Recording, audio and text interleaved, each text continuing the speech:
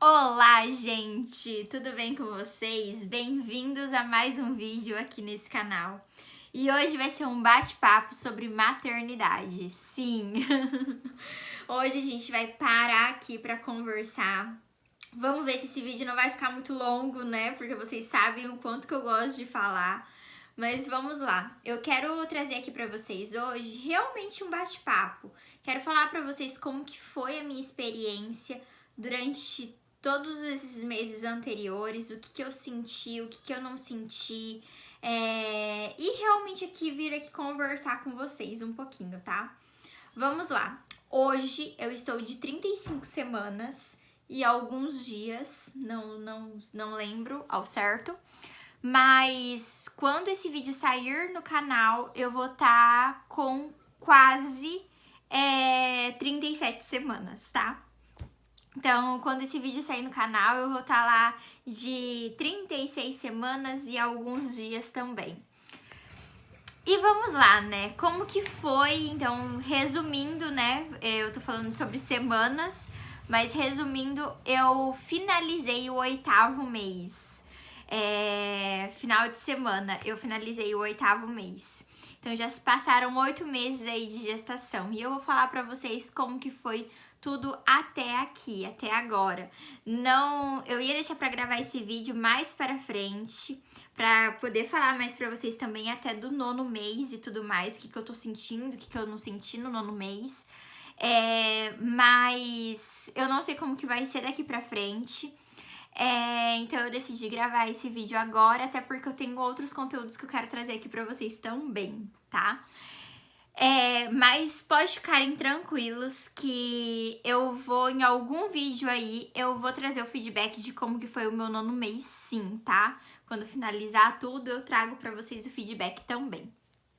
Vamos lá, todo mundo aqui quem já me acompanha aqui, já ouviu esse relato de que eu e o Willy engravidamos na lua de mel. Então, nós engravidamos em final de agosto. E o meu primeiro mês, gente, foi assim, eu tava de lua de mel, então eu nem sabia que eu tava grávida, então foi normal, foi realmente vida normal. A gente saiu, pulei, me joguei em piscina, bebi, sabe, assim, vida normal mesmo. Não senti nada, não tive nenhum desconforto, nada. Jaiva, como que você então fez o teste, né? O que aconteceu? O que você sentiu? Gente, é incrível dizer, mas assim, a minha menstruação ainda não estava atrasada quando eu fiz o teste, o primeiro teste. Mas foi algo interno mesmo, tipo, foi algo ali dentro do meu coração mesmo. Eu nunca tinha feito teste de gravidez, mas algo me dizia ali que eu tinha que fazer porque eu poderia estar grávida. E aí eu fui lá e fiz e deu positivo. Confesso que na hora eu fiquei tipo, meu Deus, será mesmo? Por isso que eu acabei fazendo muitos testes pra realmente ter certeza daquilo que eu tava vendo ali, sabe? Vocês sabem que foi planejado, que foi algo que a gente já queria, que a gente já estava se organizando para isso. Então, foi sim planejado. E então, no primeiro mês foi dessa forma. Segundo mês também foi muito tranquilo. No segundo mês eu já sabia que eu estava grávida. Eu descobri ali bem com, acho que 8 semanas, alguma coisa assim. Então, assim, foi quando eu estava descobrindo mais ou menos que eu estava grávida. E assim, eu não tive sintomas, assim, nenhum nesse começo, né? Tava tudo muito tranquilo, tudo muito normal. Terceiro mês também, a gente fez algumas viagens até nesse meio termo do segundo mês e terceiro mês. Terceiro mês foi quando eu, ali entre o segundo mês e o terceiro mês, foi quando eu dei a notícia pra todo mundo, né, que eu divulguei que eu estava grávida. mas não tive nenhum sintomas também, assim, tava muito tranquila, não tive enjoo, não tive sonolência. A gente também tava num momento da nossa vida de muita mudança, então não sei se isso também tem a ver ou não, mas assim, não tive. Quarto mês foi quando a gente, do terceiro pro quarto mês, foi quando a gente fez a nossa mudança vindo pra cá, né? E então foi. Eu tô com uma cola aqui, tá, gente, na minha frente. Então, se eu olhar pra baixo assim, às vezes é porque eu fiz umas anotações aqui. Então, no quarto mês foi quando a gente fez a mudança. Também foi muito tranquilo. A gente teve pessoas pra ajudar a gente, tanto uma empresa que ajudou a gente na mudança pra empacotar todas as coisas. Então, eu não fiz esforço. Por estar grávida realmente. E também depois, quando a gente chegou aqui em Floripa, a minha prima veio pra ajudar a gente, tudo. Então, assim, a gente teve ajuda, eu tive ajuda. E eu não senti nada, tava muito bem.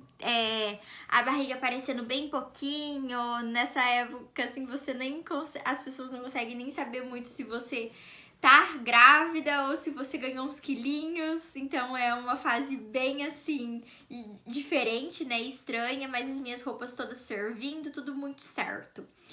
No quinto mês, enquanto isso, gente, nesses outros meses passados, fui fazendo todos os exames, tudo certinho, tava tudo perfeito. No final do quinto mês, indo pro sexto mês, eu fiz o exame da medição do colo do útero. E isso é uma coisa que eu ainda não dividi com vocês. E vou falar aqui primeiro. É a primeira vez que eu tô falando aqui sobre isso com vocês. Aí foi quando eu descobri que o meu colo do útero estava curtinho. E aí foi quando eu tive que entrar com medicamento do final do quarto mês pro sexto mês, ali final de janeiro. Eu tive que entrar com medicamento pra ajudar, né, ali no colo do útero, pra que ele não afinasse mais, né? E dessa forma, daí o Theo não viesse antes da hora. Então foi por isso também que muita gente perguntou pra mim das atividades físicas e eu acabei não fazendo atividade física durante a gestação. Caminhadas também não podia, então eu tinha que ficar mais sentadinha, mais quietinha. Enfim, o William me ajuda muito aqui dentro de casa, né? A gente se organizou assim pra ele me ajudar realmente com os afazeres de casa. Então ele tem me ajudado bastante com isso, porque eu evito fazer coisas que tem que pegar muito peso. Já é o normal da gravidez, né? Mas ainda mais por conta disso. E até agora eu vim tomando esse remédio e vou tomar ele até o final dessa semana. Aí depois eu não vou tomar mais. Mas assim, gente, não senti nada. Se eu não tivesse feito um exame pra saber, eu não saberia, porque eu não tive dor, eu não tive sangramento, eu não tive nada, né? O Theo, ele mexe muito, muito, muito, muito mesmo, gente. Só que ele é muito assim, eu começo a filmar e ele para. Mas ele mexe muito. E o que eu percebi nesse sétimo e oitavo mês foi que ele, à noite, eu brinco com o William que dá a impressão que ele tá errando o buraco de saída, que ele não quer sair por baixo, ele quer sair por cima. Porque às vezes eu deito e ele mexe tanto que ele empurra. Eu falo que eu não sei se é o pé, se é o bumbum, o que que é. Mas ele empurra aqui pra cima, bem aqui nesse meiozinho assim, gente, não é gostoso. Não é uma sensação gostosa. Então ele mexe bastante.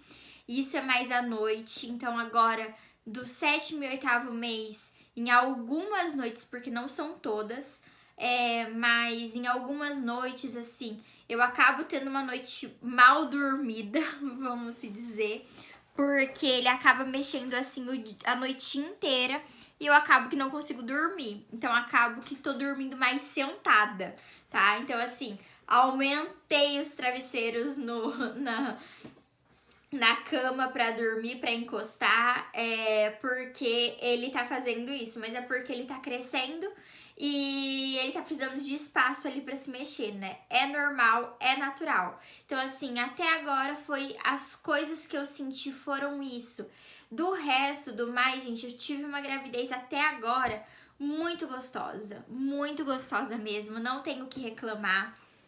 Agora eu cheguei numa fase que eu falo também pro William assim, que pra sair ou pra me arrumar tá sendo um caos, porque eu abro o guarda-roupa, vejo muitas roupas, mas poucas me servem, né? Às vezes me servem a parte de cima, não perdi muito parte de cima, mas parte de baixo por conta da barriga acabo que não tenho. Então, por isso que vocês me veem sempre com as mesmas roupas, tá, gente? E acostumem, ainda tem mais um mês pra isso. Então, tô nessa fase, assim, de roupa, né? Senti mais isso nesse 8º mês, eu senti mais isso. E, enfim, gente, eu acho assim que falando resumidamente de todos os meses, de como que foi a gravidez pra mim até agora, foi dessa forma. Então, assim, foi muito tranquila. Eu e o William tem uma sintonia muito gostosa. O William conversa muito com o Theo. Todo dia à noite a gente deita ali no sofá. O William conversa com o Theo. É engraçado que ele me chama, mas não é pra ficar comigo não, tá? Ele me chama e fala assim, deixa eu conversar com ele. Traz ele aqui pra mim, como se eu tivesse já com ele no colo, sabe? Mas isso é muito gostoso, essa interação é muito gostosa. E isso daí também, querendo ou não, aproxima muito o casal, né? Que isso é muito importante. A gente até fez um vídeo, eu e o William, falando sobre isso, que tá aí no canal. Se você ainda não assistiu, vai lá assistir, que é como se preparar para realmente a chegada de um filho. E o casal estar em sintonia, isso também é muito importante. Falando de enxoval, de coisas e tal, assim, como que tá a preparação, como que foi a preparação, quando que você começou? Eu acredito que eu comecei um pouco tarde, porque eu comecei olhando para outras mães, tá, gente? Não tem uma data específica para quando você tem que começar as coisas. Mas olhando para outras mães, eu comecei a organizar minhas coisas do enxoval já com 6 meses. Hoje, olhando, até uma dica que eu dou pra você, mamãe de primeira viagem, que tá aí me assistindo e às vezes tá com menos tempo que eu começaria antes, de verdade. Eu começaria antes porque eu me organizaria pra cada mês eu tá fazendo uma coisa diferente. Eu fiz isso, mas claro que daí, como eu só tinha 3 meses, né? 3 meses e meio, mais ou menos. Então, acabou que eu tinha mais coisas pra correr atrás nesse meio tempo, né? Hoje, que eu tô com 35 semanas, que eu falei pra vocês, ainda não estou com a mala maternidade arrumada. Pra algumas pessoas vai falar pra mim, meu Deus, Jaiva, corre e arruma agora. Pra outras vai achar que é cedo. Mas enfim, não tô ainda. Ainda não terminei o quartinho do Theo. Ainda não chegou ainda o enxoval completo do Theo. Ainda está pra chegar. O enxoval que eu falo, gente, é do kit berço, essas coisas ainda não chegou. Mas tá pra chegar. Isso aí tudo já tá tudo encaminhado, tudo já foi encaminhado, mas é só pra vocês sentirem, assim, o tempo de gestação que eu tô e como que tá aqui as coisas também do Theo. Que tudo dá tempo, tá? Fiquem tranquilas que tudo dá certo, tudo vai acontecer no tempo certinho. Podem ficar tranquilas, tá? Você aí que também tá, às vezes, no mesmo tempo que eu de gestação e tá, às vezes, ainda não arrumou mala, ainda não fez isso, não fez aquilo, fique tranquila, tá? E pra você que já arrumou também, tá tudo certo. Eu acho assim, igual eu falei, pra mim, eu acho que eu vou começar já a organizar agora, já esse negócio de mala, dessas coisas. Então, eu já vou organizar essa semana ou semana que vem. Vai ter vídeo aqui no canal também pra vocês. E é isso. Uma outra coisa, um outro assunto que eu quero entrar aqui com vocês, aproveitar esse vídeo aqui realmente de bate-papo sobre maternidade e tudo mais, que eu acho que é um assunto muito importante, foi que, gente, e é um assunto mais delicado, no sentido do que? Antes de eu engravidar, uma coisa que eu ouvia muito, e esse assunto foi algo que eu conversei com o William, uma coisa que eu ouvia muito era assim, tipo, não que as mulheres falando pra mim, as mães falando pra mim, mas tipo, que eu ouvia em roda de conversa, uma falando com a outra, enfim, acredito que vocês também já ouviram sobre isso, que é o fato assim, a mulher que ainda não foi mãe, ela ainda não tem experiência. Ai, a mulher que ainda não engravidou, não tem experiência. Às vezes fala alguma coisa, mas é porque você ainda não foi mãe. Você dá um palpite, um pitaco aqui, mas é porque você ainda não foi mãe. Quero ver quando você for mãe. Enfim, a gente ouve muito isso, a gente vê muito meme até na internet sobre isso, né? E uma coisa que eu percebi não foi julgamentos de mulheres que não são mães. Pelo contrário, eu percebi realmente um julgamento e um pitaco de mulheres que são mães. E quando eu falo desse jeito de pitaco, não é no sentido de conselho, porque conselho é uma coisa e pitaco é outro. É no sentido realmente do que eu tava falando antes. Ai, sabe quando a gente começa a comentar, ai, é que você nunca foi mãe, quero ver quando você for, você vai ver como que é diferente, como que isso, como que é aquilo. Então é nesse sentido. E uma coisa que eu reparei foi realmente muito de mulheres que são mães, às vezes duvidando da capacidade da outra mãe, duvidando das coisas que aquela mãe tá querendo pro filho dela, dos planos que tá fazendo pro filho dela e tudo mais, no sentido assim, pra mim não foi dessa forma, pra você acho que também não vai ser, entende? E sendo que são mulheres que também passaram pelas mesmas situações, entende? E que às vezes não é porque algo não deu certo na tua vida que às vezes não vai dar certo pra outra mãe. E eu falo isso em todos os sentidos, não só em questão de maternidade mesmo. Eu acho assim, quando você vai abrir um negócio, quando você tá entrando num novo emprego, quando você tá se casando, quando você fica noiva, enfim, tudo que acontece quando você muda para uma nova cidade, tudo que acontece de novo na sua vida, eu acho que a gente não pode desmotivar a outra pessoa. Nós temos que motivar a outra pessoa realmente, sabe? Encorajar ela, porque às vezes algo que não deu certo pra você pode dar certo pra outra mãe, pode dar certo pra aquela outra pessoa que tá começando a fazer aquilo ali novo, né? Acho que a gente tem que mais encorajar. E quando eu falo sobre isso, é muito engraçado por a divisão que eu vejo na questão de mulheres e homens. Eu vejo o quanto os pais encorajam os outros pais. Os pais que estão vindo recente, o quanto que eles dão força, o quanto que eles falam das experiências dele, encorajam, ouvem outros conselhos e tudo mais. Mas quando se trata das mulheres, eu vejo o quanto que é uma competição, entre aspas. Não é essa palavra que eu queria usar, porque não é competição, mas é como se fosse uma competição. Ai, você teve estria. Ai, eu não tive. Ai, mas você soltou em você. Acho que você não usou creme, hein? Você ganhou peso. Quanto de peso você ganhou? Nossa, você ganhou tudo isso. Nossa, na minha eu não ganhei tudo isso. Entende que essas coisinhas que às vezes ao invés de você tá ajudando aquela pessoa, você tá desmotivando ela, porque daí ela vai começar uma autocobrança dentro dela, no sentido assim, nossa, será que então eu engordei demais? Será que se eu não tive estria, então era pra eu ter tido estria?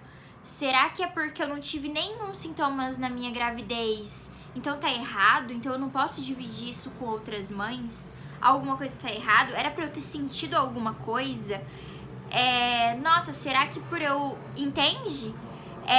Eu acho assim que nós precisamos encorajar mais as outras mães, ajudar mais, contribuir mais, estar mais ali presente nesse sentido, sabe? Ouço muito também a questão do pagar a língua, que é realmente um duvidar. Quando a gente olha para uma mãe e fala assim, você pagou a língua, você usou. Quando a gente usa esse termo, a gente tá duvidando que aquilo ali vai acontecer. E a gente tá esperando o errado acontecer, o contrário do que aquela pessoa tá falando. Por exemplo, eu não quero dar doce pro meu filho antes dos 2 anos de idade. Aí você vai lá e você acaba dando doce pro teu filho antes dos 2 anos de idade. Aí você olha e fala assim, você pagou a língua, hein? Porque você falou que você não ia dar e você deu. Então, assim, fica esperando algo acontecer. E ao invés de se unirem, as mulheres e as mães se unirem e falar, olha, nesse exemplo do doce, olha, eu acho melhor você fazer dessa forma, fazer daquela forma. Que nem se você for ser radical demais no tirar doce, cuidado se você tiver uma outra criança ao seu lado, que for mais velha, porque às vezes a criança mais velha tá comendo e a mais nova pode às vezes querer experimentar o que a outra criança tá comendo por ser criança. Então assim, evita dar perto. Isso daqui são coisas que você pode estar ajudando e não às vezes esperando que aquilo ali vai dar errado. Pra você olhar e falar, nossa, você pagou a língua, hein? Porque assim, você parece que você já tá esperando que aquilo ali vai dar errado pra aquela mãe, entende? Ao invés de olhar e falar assim, nossa, pra mim deu errado, mas é porque eu fiz dessa forma. Então, se você fizer dessa forma, pode ser que pra você dê certo. Entende? Um apoio, um incentivo. Ouço muito também mães falarem assim, mas é porque na teoria é uma coisa, na prática é outra. Realmente, tudo na vida é assim. Tudo na vida, a teoria é uma forma e na prática é outra, mas não quer dizer que a gente isola a teoria. A gente tem que olhar para aquela mãe, para aquela pessoa que tá ali na tua frente e olhar e falar assim, olha, na teoria pode falar dessa forma, mas não quer dizer que 100% do que você tá falando, do que tá aí na teoria, vai acontecer. Pode ser que aconteça essa coisinha aqui diferente, mas não deixe de seguir a teoria. Não deixe de tentar, não deixe de fazer, né? Por quê? Porque como eu falei, pode ser que pra você dê certo, pode ser que pra outra mãe dê certo. A gente não sabe. Cada mãe é uma mãe. Cada criança é uma criança. Cada gestação é uma gestação.